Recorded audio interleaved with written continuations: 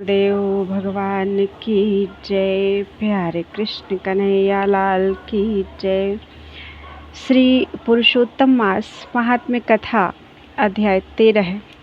ऋषि लोग बोले, हे सूत, हे महाभाग, हे सूत, हे बोलने वालों में श्रेष्ठ पुरुषोत्तम के सेवन से राजा दृढ़धनवा शोभन राज्य, पुत्र आदि तथा पतिव्रता स्त्री को किस तरह प्राप्त किया और योगियों को भी दुर्लभ भगवान के लोक को किस तरह प्राप्त किया। हे तात, आपके मुख कमल से बार बार कथासार सुनने वाले हम लोगों को अमृत पान करने वालों के समान कथामृत पान से तृप्ति नहीं होती है। इस कारण से इस पुरातन इतिहास को विस्तार पूर्वक कहिए। हमारे भाग्य के बल से ही ब्रह्मा ने आपको दिखलाया है। सूत जी बोले, हे विप्रलोक, सनातन मुनि नारायण ने इस पुरातन इतिहास को नारद जी के प्रति कहा है, वही इतिहास इस समय मैं आप लोगों से कहता हूँ। मैंने जैसा गुरुदेव के मुख से राजा दृढ़धनवा का पापनाशक चरित्र पढ़ा है, उसको सब मुनि श्रवण करें। श्री नारायण बोले, हे ब्रह्मन नारद, सुनिए। मैं पवित्र करने वाली गंगा के समान राजा दृढ़धनवा की सुंदर तथा प्राचीन कथा कहूँगा। है देश का रक्षक, श्रीमान, बुद्धिमान तथा सत्य पराक्रमी चित्रधर्मा नाम का राजा था। उसको दृढ़धनवा नाम से प्रसिद्ध अति तेजस्वी, सब गुणों से युक्त, सत्य बोलने वाला, धर्मात्मा और पवित्र आचरण वाला पुत्र हुआ।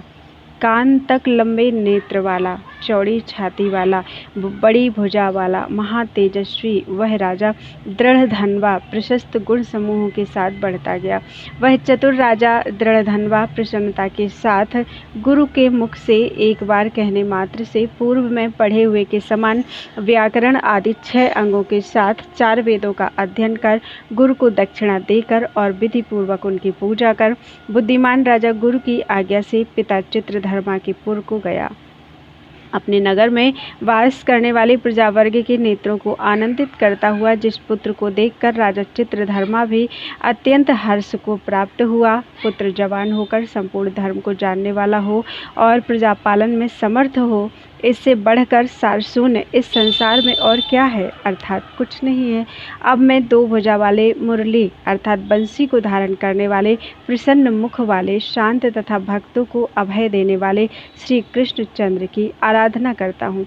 जिस तरह ध्रुव, अम्बरीश, शर्याति, ययाति, प्रमुख राजा और शिवी, रंतिदेव, शशबिंदु, भगीरथ, भीष्म, विदुर, दुष्यंत और भरत, पृथु, उत्तानपाद, प्रहलाद, विभीषण, ये सब राजा तथा और अन्य राजा लोग भी अनेकों लोगों को त्याग कर इस अनित्य शरीर से पुरुषोत्तम भगवान का आराधन कर नित्य अर्थात सदा रहने वाले विष्णु पद को चले गए।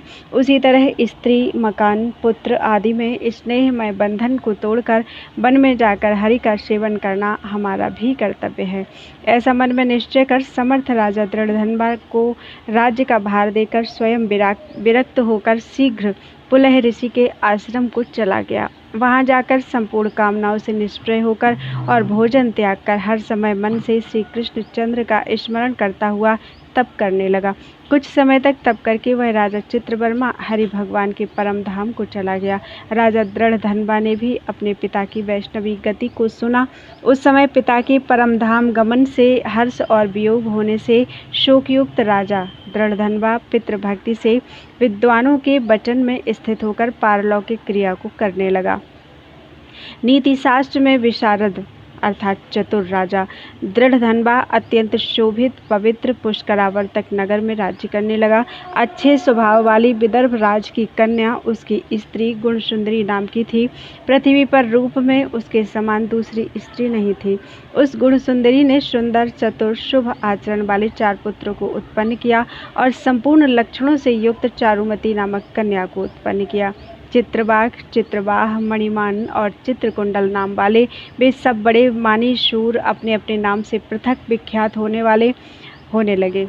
राजा दृढ़धनवा सर्वगुणी, प्रसिद्ध, शांत, दांत, दृढ़ प्रतिज्ञ, रूपवान, गुणवान, वीर, श्रीमान, स्वभाव से सुंदर, 4 वेद और व्याकरण आदि 6 अंगों को जानने वाला, वाग्मी अर्थात वाक्चतुर, धनुर्विद्या में निपुण, अरिषड वर्ग अर्थात काम, क्रोध, लोभ, मोह, मद और मात्सर्य को जीतने वाला और शत्रु समुदाय का नाश करने वाला, क्षमा में पृथ्वी के समान, गंभीरता में समुद्र के समान, समता अर्थात समव्यवहार में पितामह ब्रह्मा के समान, प्रसन्नता में शंकर के समान, एक पत्नी व्रत अर्थात एक ही स्त्री से विवाह करने का व्रत को करने वाले दूसरे रामचंद्र जी के समान, अत्यंत उग्र पराक्रमशाली दूसरे कार्तवीर्य अर्थात सहस्रार्जुन के समान था।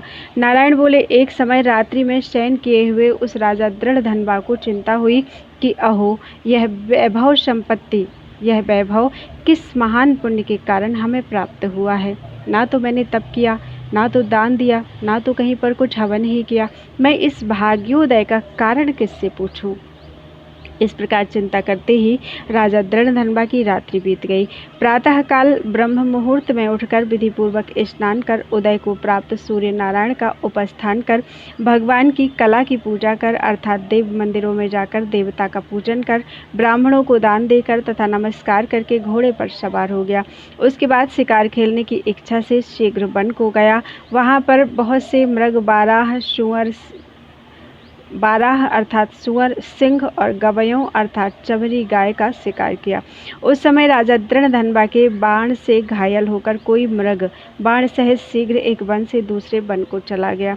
रुधिर गिरे हुए मार्ग से राजा भी मृग के पीछे गया, परंतु मृग कहीं झाड़ी में छिप गया और राजा उस वन में उसे खोजता ही रह गया। पिपासा से व्याकुल उस राजा ने समुद्र के समान एक तालाब को देखा। वहां जल्दी से जाकर पानी पीकर तीर पर चला गया। वहीं घनी छाया वाले एक विशाल बट वृक्ष को देखा। वह उस वृक्ष की जटा में घोड़े को बांधकर राजा बैठ गया। उसी समय वहां पर कोई एक परम सुंदर शुग्गा राजा को मोहित करने वाली तुलना रहित मनुष्य वाणी को बोलता हुआ आया। केवल राजा को बैठे देख उसको संबोधित करता हुआ एक ही श्लोक को बार बार पढ़ने लगा कि इस पृथ्वी पर विद्यमान अतुल सुख को देखकर तू तत्व अर्थात आत्मा का चिंतन नहीं करता है तो इस संसार के पार को कैसे जाएगा। इस श्लोक को बार बार राजा दृढ़धनवा के सामने पढ़ने लगा। राजा उसके वचनों को सुनकर प्रसन्न हुआ और उस पर मोहित हो गया कि इस सुख पक्षी ने दुख से जानने योग्य सार भरे हुए नारियल फल के समान अगम्य एक ही श्लोक को बार बार पढ़ते हुए क्या कहा। क्या यह कृष्ण द्वैपायन अर्थात वेद व्यास के श्रेष्ठ पुत्र सुखदेव जी तो नहीं हैं, जो कि श्री कृष्णचंद्र के सेवक मुझको मूढ़ और संसार सागर में डूबा हुआ देखकर राजा परीक्षित के समान कृपा कर उद्धार करने की इच्छा से मेरे पास आए हैं। इस तरह चिंता करते हुए राजा दृढ़धनवा की सेना समीप आ गई। सुख पक्षी राजा को उपदेश देकर स्वयं अंतर्धान हो गया। उस सुख पक्षी के वचन को स्मरण करता हुआ राजा अपने पुर में आकर बुलाने पर भी नहीं बोलता है और निद्रा रहित होकर उसने भोजन को भी त्याग दिया था। तब एकांत में उसकी रानी ने आकर राजा से पूछा। गुण सुंदरी बोली, हे पुरुषों में श्रेष्ठ, यह मन में मलिनता क्यों है। हे भूपाल, पृथ्वी के रक्षक, उठिए, भोग को भोगिए और वचन बोलिए। देवताओं से भी दुख से जानने योग्य उस सुख पक्षी के सत्य वचन का स्मरण करता हुआ रानी गुणसुंदरी की प्रार्थना करने पर भी राजा दृढ़धनवा कुछ नहीं बोला। पति के दुख से अत्यंत पीड़ित वह रानी भी दीर्घ श्वास लेकर अपने स्वामी की चिंता के उत्कट कारण को नहीं जान सकी। इस प्रकार चिंता में मगन राजा का कितना ही समय बीत गया, परंतु संदेह सागर से पार करने वाला कोई भी कारण वह देख न सकी। नारद जी बोले, हे मुने, इस तरह चिंता को करते हुए पृथ्वीपति राजा दृढ़धनवा का क्या हुआ सो आप कहें, क्योंकि हे मुने, निर्मल वैष्णव चरित्र थोड़ा भी यदि सुना जाए तो पापों का नाश हो जाता है। इति श्री बृहन्नारदीय पुराणे पुरुषोत्तम मास महात्म्ये त्रयोदशो अध्यायः। श्री हरिः शरणं। बोलो वृंदावन बिहारी लाल की जय।